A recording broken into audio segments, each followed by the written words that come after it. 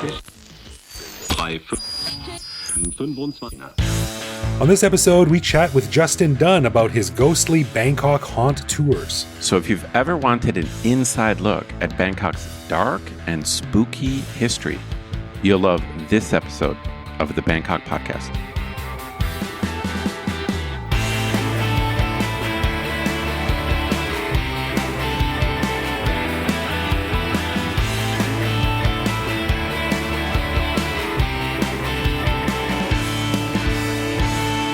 Sawadee krap, and welcome to the Bangkok Podcast. My name is Greg Jorgensen, a Canadian who is sad his son will never know the joy of a snow day, so I'm planning on dumping a bucket of ice shavings on him while he's sleeping to give him a taste of the old Canadian winters.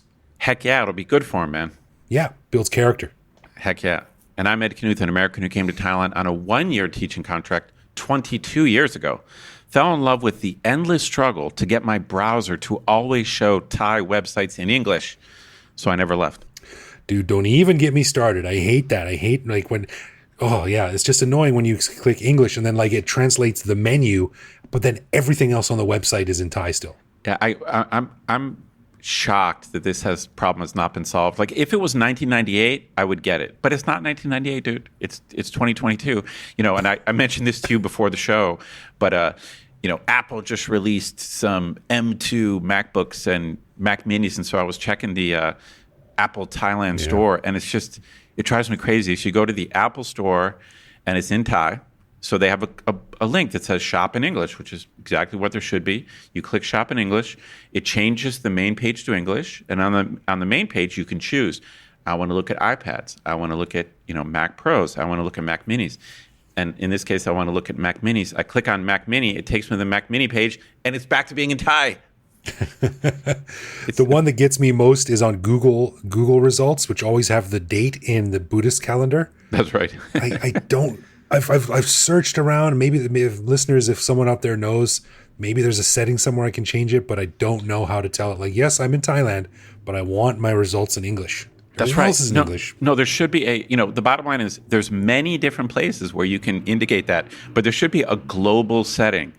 Either in Windows or Mac OS or in Chrome, there should be a global setting where it just automatically defaults everything to English, even though you're in Thailand. It's a weird thing. I realize that being an expat is a little bit of a weird case because you live in a country where the main language is X, but you speak Y. So I get it. It's a little bit weird. That's why if it was 1998, I wouldn't be bitching and moaning. Okay, but the bottom line is, it's 2022, and I think just living in one country but wanting stuff in another language, that problem should be solved by now. That's all I'm saying. I agree. Okay. All right, we agree. All right, we want to give a big thanks to all of our patrons who support the show. Patrons get our ad-free regular show a day early, behind-the-scenes photos of our interviews, a heads-up to send questions to upcoming guests, and access to our Discord server to chat with me, Greg, and other listeners around the world. But best of all, patrons also get an unscripted, uncensored bonus episode every week where we riff on current events and Bangkok topics. On this week's bonus show, we gave huge shout-outs to Joe and Ina, two patrons who we met recently in Bangkok, as well as Vinny, a listener in New York who is now king of the patrons, for taking an offhand remark in episode 20 to heart and getting a real tattoo on his body of the outline of Bangkok. Patrons can check out the photos that he sent us. We also talked about a crackdown on Thai nominees that people used to get around registration laws in Thailand, and heard a sample of an AI-generated voice that might put us out of a job. To learn how to become a patron, click the support button at the top of our website. Yeah, and also, hey, if you're listening real quick, Brody, Victoria, Pierre, Armin, recent new patrons, hey, check your spam email for a message from us. We haven't heard back from you because sometimes unfamiliar URLs get flagged and tossed into the spam folder. So if you're listening, check that out. See if you can see an email that we sent recently and get back to us on that. All right. And as always, if you have a comment, a show idea, or just want to say hi, head to BangkokPodcast.com and click the little microphone button on the bottom right to leave us a voicemail that we can play on the show. Man, I can't believe Vinny got a tattoo of Bangkok on his arm. So badass. Huge. All right. Well, on this episode, we chat with a young fellow that you may know by the name of Justin Dunne. Now, many long-term Bangkokers may remember Justin from his halcyon days at Bed's Supper Club on Soy 11 way back in the day. In the ensuing decades, he's made quite a name for himself in the F&B industry, but he's also managed to turn one of his hobbies into a nice little side gig, and that's what we're talking about today. Justin's a man behind Bangkok Haunt, a company that offers tours through some of Bangkok's darkest corners and creepiest history, taking customers on a full-on deep dive into the graveyards, accident sites, haunted shrines, and parts of Bangkok that people go out of their way to avoid. Not because of the bad people hanging around, it's because of the bad ex-people maybe hanging around. You know what I'm saying? It's a great idea to introduce people to this unique and prominent facet of Thai culture. So here is my very cool conversation with our very cool friend, Justin Dunne.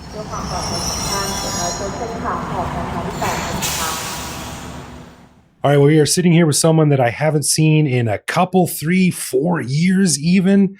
The seeds of this podcast actually started about 2.5 years ago when we first had the conversation. And then, of course, COVID kicked everyone in the head. I am, of course, talking to my friend, Justin Dunne. Justin, welcome to the Bangkok podcast.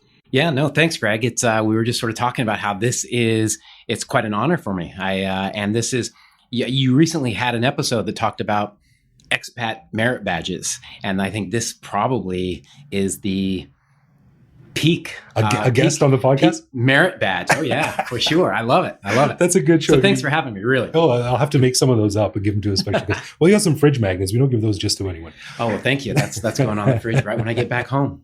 That's right. Well, it's really cool for me to have you on too, because I'm jealous of you for several reasons. One, you're wearing a handkerchief in your little jacket pocket there, which is very cool and formal. You don't often see guys who dress well enough to do that, least of all myself. And also, you're funnier than I am on Twitter, and I hate that. Your tweets are very wry and dry observations on life in Bangkok, which I think is hilarious. Oh, thanks. That's sort of I guess Twitter is my social media platform of choice. Yeah, for now. For now. Yeah, but thanks. I enjoy that when I have a little bit of extra time, and I've got, it's usually a little jaded, the jabs at this or that. Sure. I'm trying to soften that up from time to time, but there is humor and a little bit of jadedness, I think. Yeah, it's funny that dovetails with what Ed and I try to do with the podcast all the time too, because we criticize Bangkok and the government and the people and the culture and stuff like this, but it's always with an eye to making it better for everyone. Indeed. Like, we love this place and we want to see it succeed in every way imaginable, but you can't do that unless you start picking out places where it can succeed. Right. True indeed. And I guess that's where a lot of mine comes from, whether it be the pedestrian situation with the crosswalks. And, it's I want to be able to walk. Bangkok is so great because you can walk so many places. It's flat. It's you've got crossovers. You do have crosswalks, many of which now have the little green men that makes it a little easier. But anyway, I guess that's where some of that comes from. Well, one of the things you tweet about often, and this leads into the topic of this episode here, is you tweet a lot about spirit houses. And the reason you're on the show today is because you are the man behind a company called Bangkok Haunts, which does ghost tours of Bangkok. Right. And that's awesome, man. So that's what you're here to talk about. So, I mean, Bangkok is such a cool city. And of course, we all know that the Thai predilection with ghosts and hauntings and things like that, and how intertwined it is with everyday Thai culture and most Thai people. So tell us about this thing. How did it start? How does it work? What's going on? Yeah, good question. I mean, it's Bangkok to me is, the thing I think I love the most about Bangkok is its fascination with superstitions, with its ghosts, with its spirit house, with just the stories and the lore, all of it. And about when I'd come back from working in Singapore for a couple of years, I've always had my eye on spirit houses. But then I said, you know what? I'm going to start posting about spirit houses every Sunday morning. And it became a bit of a series called Sunday Morning Spirit House. Right. To the point where for the longest time, I've been in Bangkok for a little bit on and off, whether it be Singapore or Koh Samui. But I started working in Bangkok in 2005. And for a long time, because I was helping run Bed Supper Club, I was sort of known as the Bed Supper Club guy. Right. For the long-termers here, right. You probably know Justin from back in the day, Bed Supper Club. And for those youngins out there, Bed Supper Club was the place or among the places to go in Bangkok. This was, 16 years ago now, 15, 18 years ago? Yeah. I mean, I started in 2005 and left in 2012. Okay. All right. Yeah. Yeah. So, but then that's evolved to now becoming the Spirit House guy. Okay. And that has just happened just really out of fun, but it was never just posting a nice spirit house. There was always a little bit of something behind it, whether the way the house was positioned or the angels in front of it or the red Fanta positioned aside of it, whatever it may be. It was never just, hey, look at this beautiful spirit house. Mm-hmm. And I think that resonated with people, and sometimes a little bit too much, perhaps. There have been times where I sort of made it onto Reddit or something where somebody sort of felt I was poking fun at things. But no, it's really coming from a place of respect and adoration of how fascinating Thailand, how fascinating it all is in the spirit world. So just that natural inclination of being intrigued by this eventually led to, I mean, I love exploring the city and sort of having this inclination to study a little bit more about the spirits and ghosts, and also with that, a little bit of the dark history. Mm-hmm. Eventually said, hey, why don't I sort of take some of this love that I have for the city and start putting a bit of a tour together? And so that's what I did. It's not my full-time job. My full-time job is I do a lot of openings for hotels and particularly restaurants. Right. So I get a lot of hotel restaurants or standalone freestanding restaurants open as well. So that takes up a lot of time and a lot of energy. And I've also got a young family. So that's where a lot of time goes. But when I do have the free time, we're hitting the street and seeing sights that a lot of people don't get to see. You know, when I first heard you were doing this, I was like, well, what a great idea. And then the second thought was, why aren't there like 50 companies doing this already? Because there's a million companies doing Thai food tours in Bangkok, right, because Thai food is famous the world over. But I think maybe that's a bit more internationally accessible or digestible by the average person who doesn't live here, as an interesting way to get into the culture. But I think, you know, learning about Thai culture through its ghosts is probably a bit beyond what most people are comfortable with. Like, you know, a lot of people go to the UK and they do the Jack the Ripper tour or a right, Haunted London, but that's, mm-hmm, you know, a lot of... Which I've done. Okay, cool. Right. A lot of people who live in Western countries, I know from Canada, of course, we have the British connection. There's sort of this very familiarity, this high familiarity with the ghost stories and the history of the UK. Right, you're absolutely right. Like I knew who Jack the Ripper was, right, before going on that tour. And I think it's also part because Bangkok is so spread out. The biggest challenge I have with the tour is, and sometimes I've tried to break them down into smaller tours, is Bangkok is just so spread out. And it's been the biggest knock on the tour is they're just simply too long. You know, people want, oh, can you do it at night? And I'm like, yes, I want to do it at night. Things are creepier at night, but nothing's open at night. So then that makes that challenging. And then if you want to go, you know, see this site that's haunted and then another site that's haunted, there may be 2 hours of transport just in that alone, right, where these food tours, you can go to Chinatown and your tour is done. Right. Whereas with these tours, we hit so many different places that if we were to hit every place I'd want, you know, that even when so if we were to do different areas, it would be even longer than it is now, which at the current moment, they usually last about 9 hours. Holy crap, really? Yeah. I didn't know it was that long. Yeah, they are physically and emotionally challenging. Not only from a duration standpoint, because we're walking and I've looked at everything. You know, could we do it on a bicycle? Could we do it on a taxi? Could we do it on a Segway? What can we do to make it easier for people? But I felt like if we did anything less than the full tour that I'd put together, and I've changed it from time to time, and I still change it from time to time to hit different angles or different locations, I just didn't want people to feel like they didn't get anything less than a full comprehensive, very memorable, life-changing even experience. And most people that have walked away from it have had that. If nothing else, it becomes a great learning experience. And people are like, yeah, but it's so long. I don't have 9 hours, and you know, rarely do I. But it's, you know, we were talking about the Guns N' Roses concert. If you went to the concert and they stopped after only 3 songs, you'd feel kind of cheated. Or if you went to Gagan and you know you only sat for 3 courses and then left early, you would feel a little cheated. Or if you went to the Mahanakorn Tower and got off at the 10th floor, you'd feel a little cheated. So it's hard for me to, you know, because it takes a different demographic that want to invest all day in this.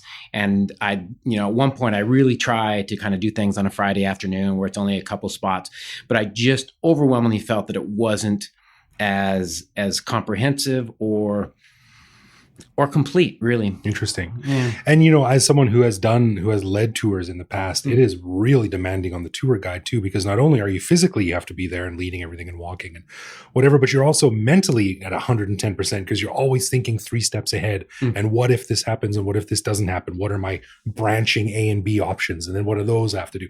So, when your guide runs these tours, they must be exhausted at the end of them as well. Yeah, it's when we run these together, I always say when I come back home, the next day it's almost hard to wake up because it's so physically exhausting. And it's not only just the duration or the number of kilometers that we're walking, it's because we're hitting so many places that have dark energy. And, I don't know if we'll sort of touch on this, but I take a little bit of a protection with me. I'll sort of take a blessed stone or a crystal and just to protect myself a little bit because we're going to so many places that have dark energy and they just feel depressed. And a lot of the people that work in these places are not all that helpful, or it's not sometimes super joyful. It's sometimes educational, but you sort of walk out of there, and if you're tuned with your kind of emotional set, and we kind of have that, you walk to somebody and say, that guy creeps me out, or the guy's got a bad vibe. Yeah. It's the same when we're doing these tours. We're going to these places that give off some negative energies, some negative powers, confused or frustrated ghosts, and that energy can attach it to you. And by the time you get home, you're like, woo, let's lay down for a bit.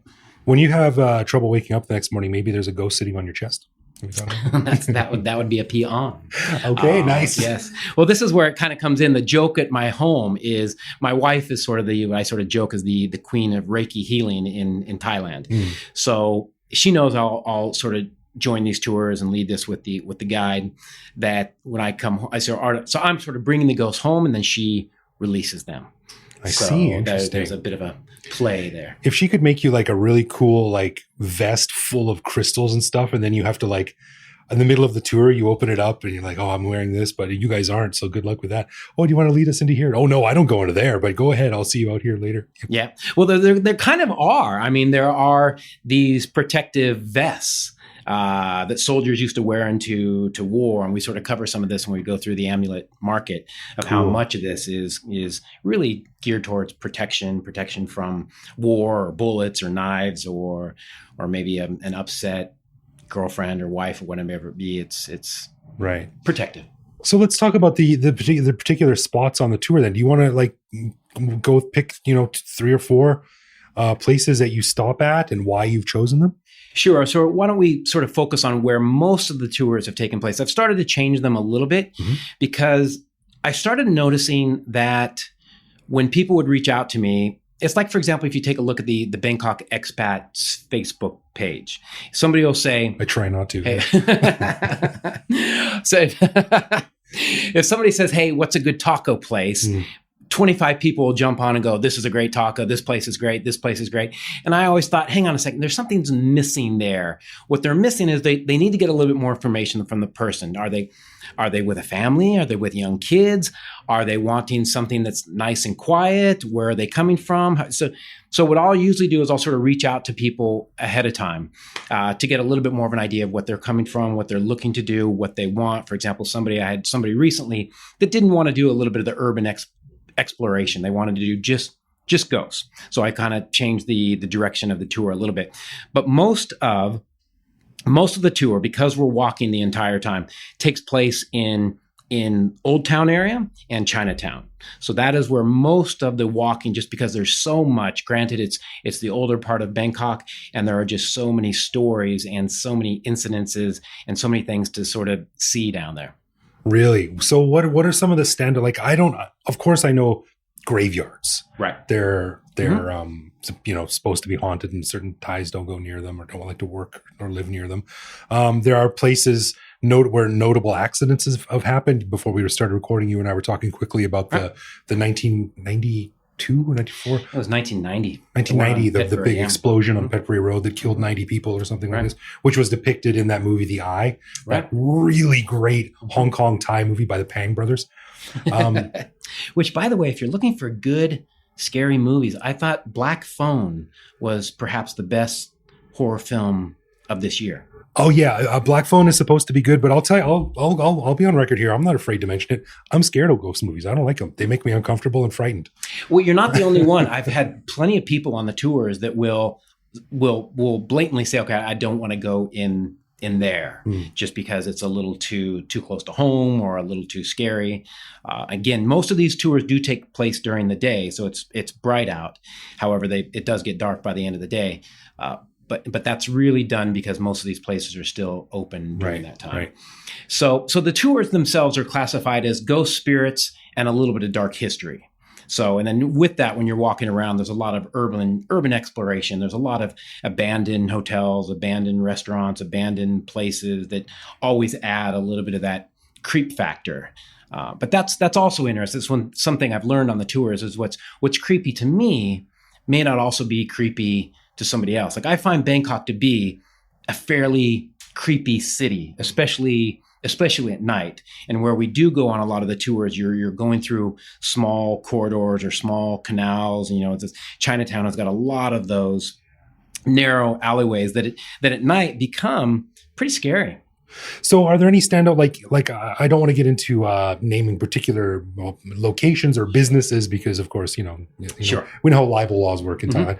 But what are some of the incidents or stories or particular spirits that you cover or that you walk by or discuss? Yeah, at some point or another, we try to touch upon all of the kind of the primary ghosts, whether it be Mainak or the Pi Tai Hong, Pi Krasu, Pi Krahong, any of the ghosts that most people sort of know. So when they walk away from the tour, they kind of see it. And I usually give a little bit of a card that's got the ghosts. So it almost becomes like a little bit of a check card of like, oh, okay, now we're outside of the New World Mall. Like I can mention that one because that one's no longer open. Right. But that, they had some instances there that would have clearly led to the area being hit with a couple of Pi Tai Hongs, these vicious ghosts that, oftentimes happen because somebody has been killed for something that they didn't do, an accident. I've always said that if I get hit in a crosswalk in Bangkok, I will be the greatest Pi Tai Hong this city has ever seen.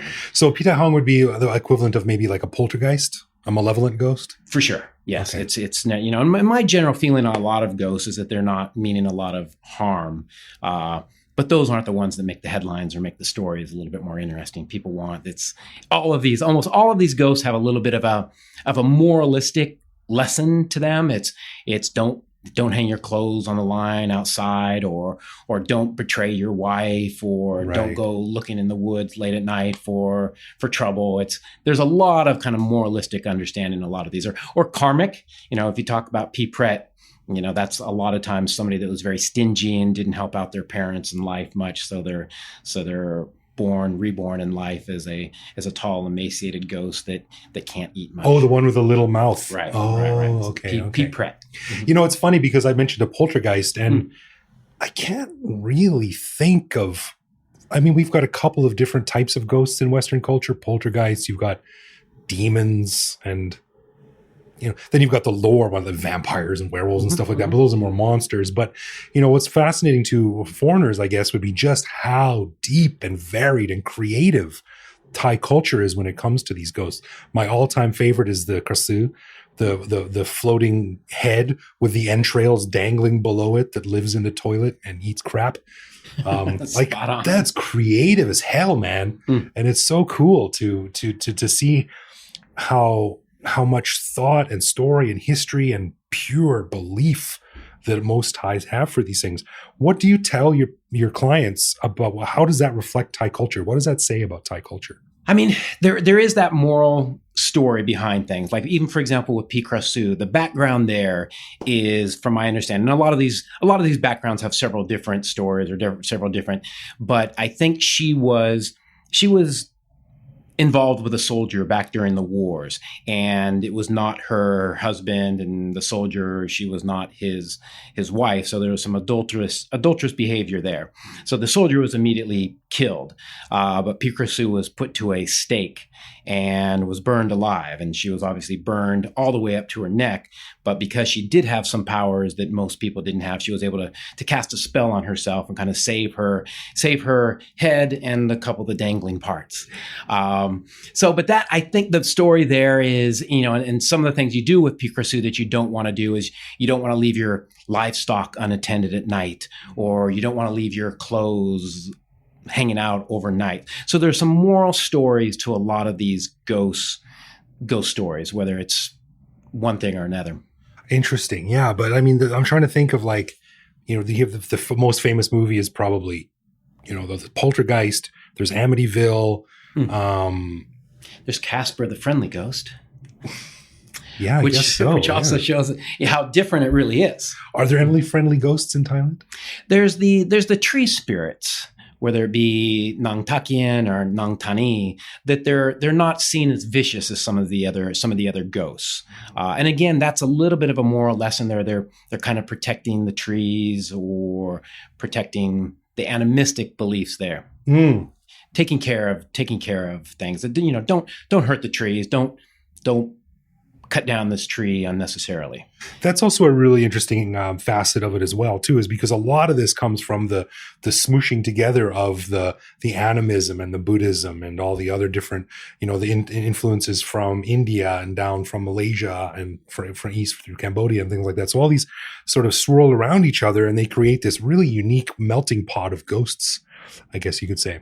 Yeah, no, it's fascinating.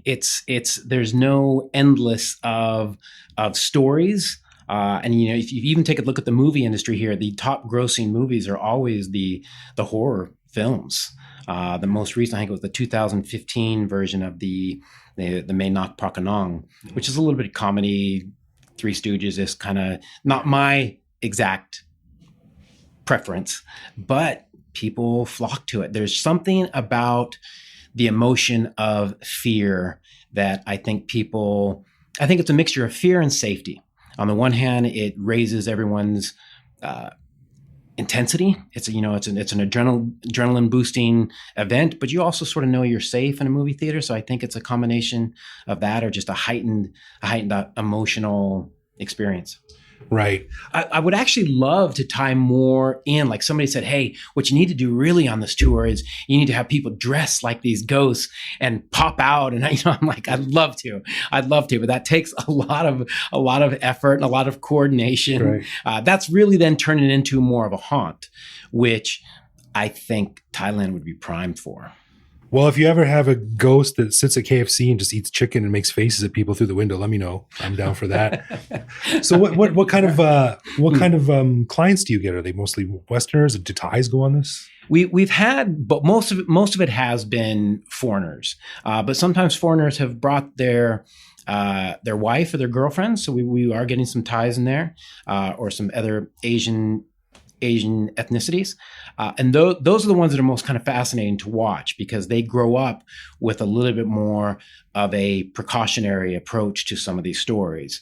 And I don't think I've had somebody quit a tour even before it began. Oh, yeah. Like the night before. Because what I'll do is I'll also send some homework.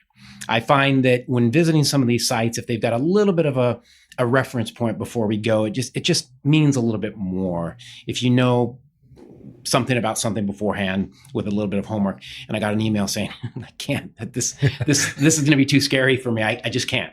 And at that point I said, okay, from here on out, I get a deposit up front. But no, we've had situations where they get it, they understand it. Sometimes we do cover some very tragic instances that have happened in Thailand's history.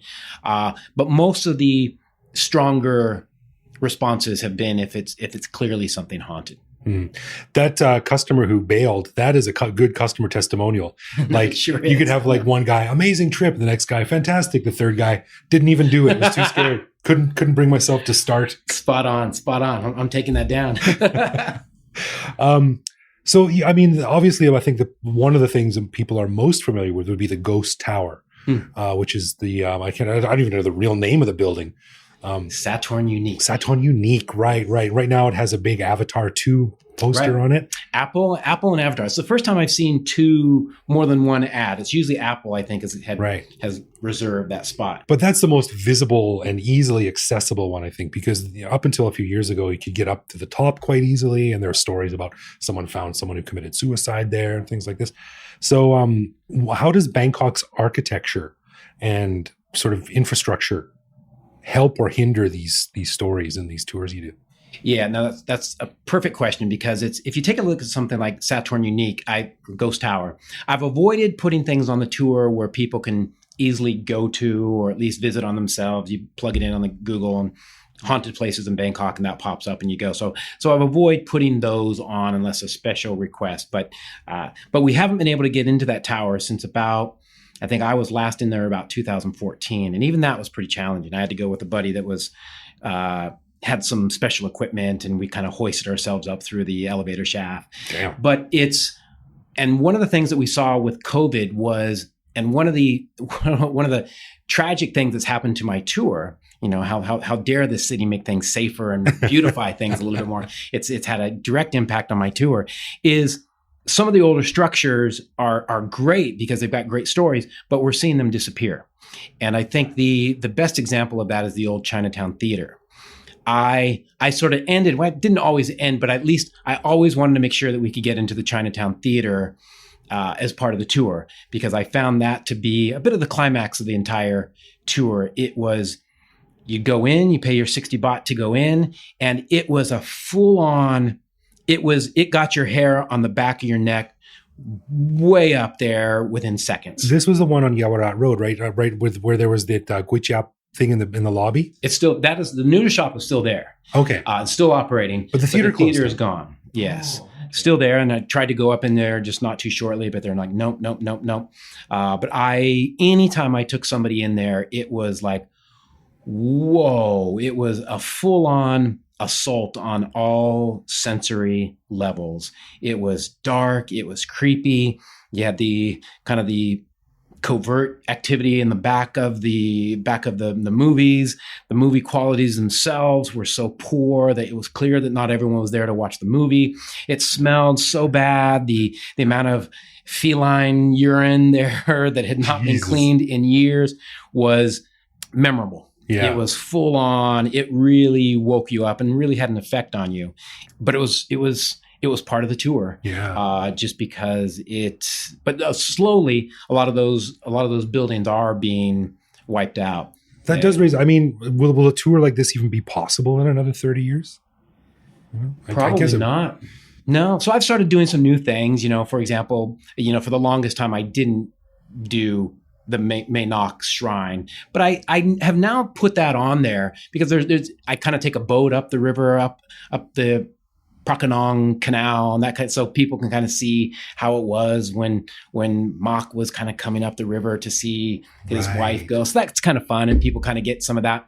But it's also fascinating how, if you count up the number of people that Mae Nok Prakanong has killed, it was pretty substantial. If you add up all the movies, all the television, all the comics, it's into the hundreds.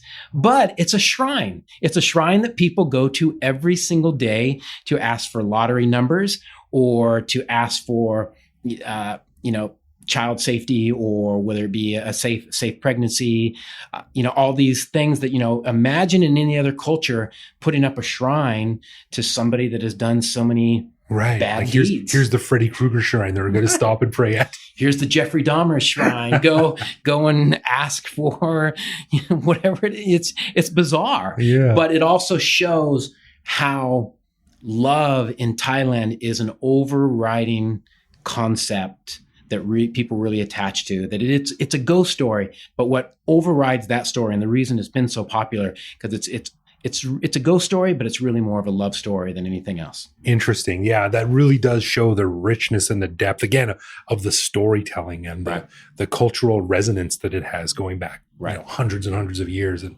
and that's one thing that we all love about Bangkok, right? Is this weird mishmash of the modern and the old. And that's fascinating. Earlier you mentioned something about the dark energy of the thing and something like this. And you mentioned that, your wife is a Reiki person. I don't buy that stuff. It's never really been something that I get into, but a lot of people do. So talk to me more about this, the dark energy, and I think we all know someone who experiences that on a different level than maybe us non-believing heathens do. So how does energy work into it? Yeah, I think I probably have a hard time explaining it, but it's something more that we just kind of feel.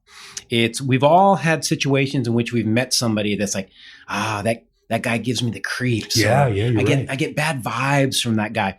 So many of the places that we go to on the tour do have a little bit of that vibe. I even remember one time, people do ask me, do you see ghosts on the tour? I'm like, well, I can't promise that. But I have had a situation in which we were through one part of the tour where the guy immediately stopped and go, whoa, did you feel that? Did you feel that? I'm like, I didn't feel anything. He goes, no, something just reached out and put their hand through my hair. I was like, ooh. Damn. But going back to the energy, it's, when you're walking through places like the Amulet Market, which is really one of my favorite places to go on the tour, just because I find it to be so fascinating. There's so many different stories amongst the amulets, and then you do get into some of the creepier items, the darker items. And I've always tried to understand why, when walking through these areas, there's a little bit of resistance. I'll have a lot of questions, or I want to talk to somebody that's a little bit more knowledgeable about some of the different pieces. But part of it is language. Part of it is they're just salespeople just looking to make a sale. They're not deeply ingrained in the pieces, but they're a little short. They're not full of as much warmth as they could potentially be that you might find in a place that maybe sells shoes or something that doesn't deal with black magic or darker energies. Does that answer that? Yeah. So they're whether knowingly or not, they're sort of being affected by call it energy, call it vibes, call it mojo, whatever you want. Right. It's negatively affecting them. Right. And that is why I think, at the end of the day, it's I feel, and the people with me on the tours feel so tired. It's as if something has been pressing down on you from an energetic standpoint that just weighs you down much, much heavier. It's as if you were going into a workplace where you're depressed all the time, or you're working with people that are not supportive or not helping you. It feels so much worse than Disneyland or, a place that's a bit more fun. Right. In regards to that, I always like to stop in at the Po Tek Tung Foundation, which is they're collectors of what they are. Oftentimes they're collectors, but they're also, everything is done, from my understanding, on a volunteer basis. So it's a foundation that's acts as a bit of an ambulance or an ambulatory system, and they also organize a lot of donations for bodies that may go unclaimed, or for families that may not be able to provide funds. There's a saying in Bangkok that the cars will not get out of the way for an ambulance or the police, but they will get out of the way for anyone driving one of the Po Tek Tung Foundation ambulances, because it's so well revered. What they're clearly doing is helping the community, helping Bangkok, helping Thailand, at least from what I know. And every time we go in there, the vibration is completely different. Sometimes there's festivals that are going on. People are making donations and merits. So they feel good. The staff in there is welcoming and helpful, even if we happen to go in a little bit after they've closed. They've always been helpful. And just the vibe and energy is completely different there, because I think what they're coming into, as far as there's a lot of death or tragedy, they're coming at it with a different angle. Right. An angle of more help, as opposed to perhaps not help being there. That's really interesting. It says a lot too about how Thais culturally, how they approach this thing, and what you said about love overriding and caring and doing putting a positive spin on something tragic or negative. Right. True. Well, I want to finish with, if you don't mind, I'm going to finish with the scariest ghost story that I've ever been told, which I don't necessarily believe in ghosts, but I don't necessarily not believe in them either. But my family, my mom came over to Canada when she was a little girl, but before that, she lived in the UK. And this was the story that my granddad told me, and my mom also backed it up as well, and my grandma. So I heard it from 3 different people. So I have no reason to believe they're pulling my leg, but here's how it goes. So they lived in this really, really old house in the UK, and it had a really creepy, unfinished basement with an old well in it. I mean, just like you couldn't write this stuff any creepier, right? And everyone felt something weird at the bottom of the stairs, this big staircase that came down, except my grandmother. And she was the only one who could stay up late at night, knitting in her chair, happy as a bird, whistling songs to herself, all by herself, with no lights on. No one else could do that. And everyone felt something at the bottom of the stairs. So there was a time when my grandmother and my mom and my two uncles, they were out of town for the day. And my granddad was there at the house alone.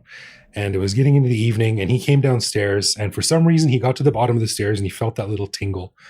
And he said, "What are you?" And he said he didn't hear it, but he felt a scream. And it went from his feet up the back of his neck into his scalp.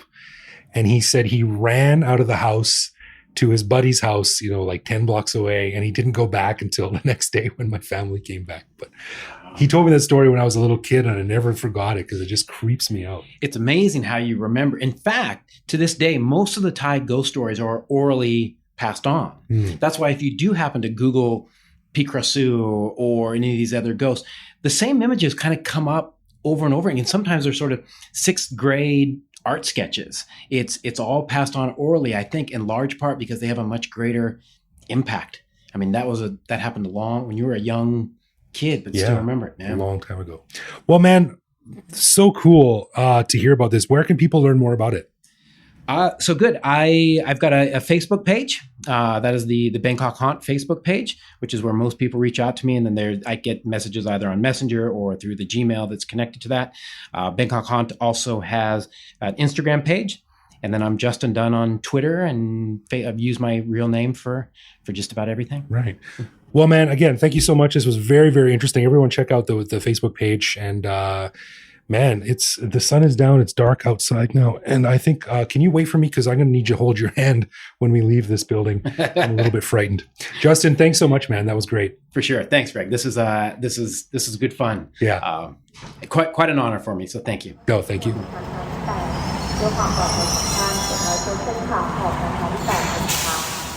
Dude, man, that is a serious tour. That's just not like a little sideshow. That's like a hardcore thing. Yeah, when he told me it was like an all day thing, I'm like, geez, wow. But he's up against some pretty serious, like he's got things are not close together. He's got to travel across the city, and of course, if he does it at night, a lot of the places are closed, so he's got to do it during the day. But it sounds like he's really passionate about it, and he really wants to make sure that people get their money's worth. He really wants to dig deep into this. So he does a really, really cool thing here, and from what he said, his clients come away sort of like with the hairs on the back of their neck standing up a little bit. Well, I got to say this. I love this kind of thing. As I've said many times, I'm not a fan of most normal touristy things. I don't personally enjoy them. Sometimes when I have visitors, I'll just do my duty and I'll take someone to, you got to check the box. But this is the kind of thing that it sounds high quality. I need to do it myself. It sounds like, but this is the kind of thing where I feel like, okay, this would be a cool thing for tourists to do that is just not normal. It's just not one of the regular normal things. Maybe in the future it will be to do a Bangkok ghost tour. But I like this kind of tourist thing. Yeah, and like I said, it carries I guess increased weight. Like you do the I think we talked about in the interview, the Jack the Ripper tour in London, or some of the haunted things like that, and like some of the cities in the U.S. or Western countries. But I don't think they carry with it that same cultural weight that they do in Thailand, because ghosts and spirits and hauntings are such a central part of Thai culture, right? That's a good point. Yeah, I agree. Sure. You know what I mean? Like you could do the London haunted tour and visit some haunted places, but it wouldn't really give you a deep insight into the UK culture and its cultural identity. I don't think to the same level that it does in Thailand anyway. Really good point. Really good point. And I think that if you only hit the standard top 5 tourist places, you really aren't going to know anything about Thai ghost culture, and so I like these more. I think they're more unique. These kind of curated deep dives into one aspect of the culture. I like this kind of stuff a lot more. So, Justin, good on ya, as Greg would say. I think it's a great idea. Yeah, me too. So thanks for coming on, Justin. It's always a pleasure to sit down and chat. And again, if you need someone to run out of a building randomly screaming, carrying like a fake knife or something during one of these things, just let me know. I'm available. I can attest that Greg can be pretty scary. Cool.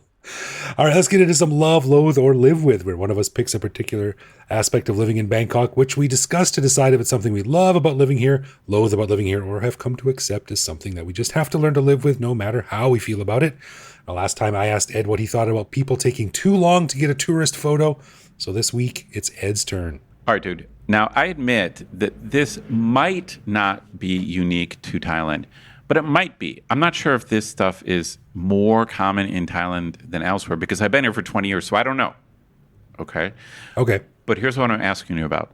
You go shopping somewhere, and they ask for your membership card.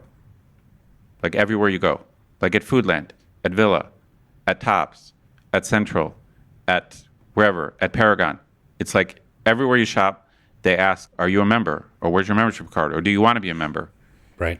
What's your take? Yep. Do you just roll with it? Are you a joiner? Do you have all these different memberships? Do you just whip out your number? Or what's your take on this? Loathe, hard loathe.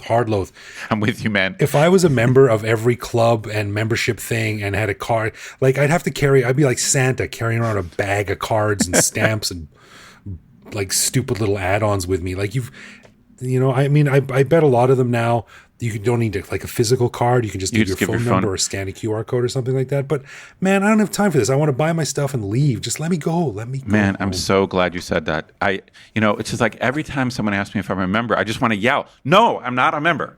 It's like, I'm not. Just don't. I don't want to be a member. No, it's like they're making me feel bad. You know what I mean? It's like I'm buying something which I feel like is a victory. I'm happy, and then it's like the interaction, instead of being this positive like win-win interaction, like I'm paying them, they're getting money, I'm getting my thing.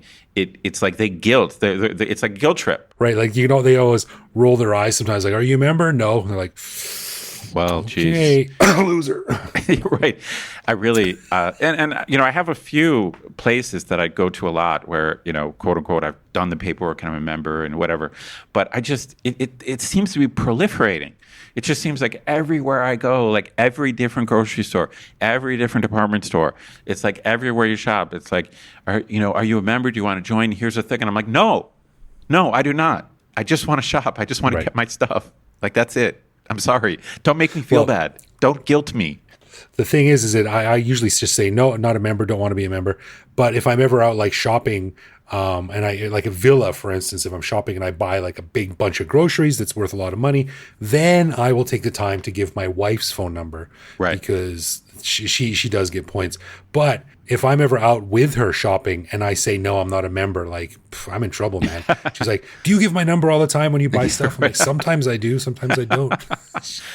I'm curious if it's as common in the States or in Canada as it is here. I just feel like everywhere I go now, it's like I'm gonna buy some pineapple from some street guy, and he's going to be like, are you a member?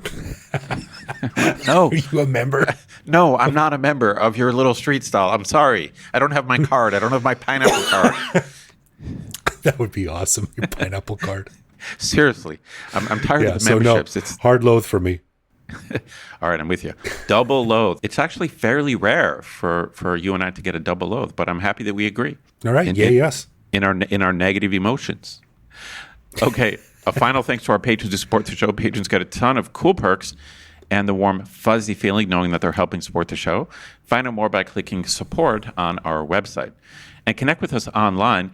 We're Bangkok Podcast on social media, bangkokpodcast.com on the web, or simply bangkokpodcast@gmail.com. We love hearing from our listeners and always reply to our messages. Yeah, you can also listen to each episode on YouTube. You can send us a voicemail through our website that will feature on the show. I dumped Twitter, Ed. We'll talk about that maybe next week, but you can now find me on Mastodon at bkkgreg@home.social. So thank you for listening, folks, and we will see you back here next week. Absolutely.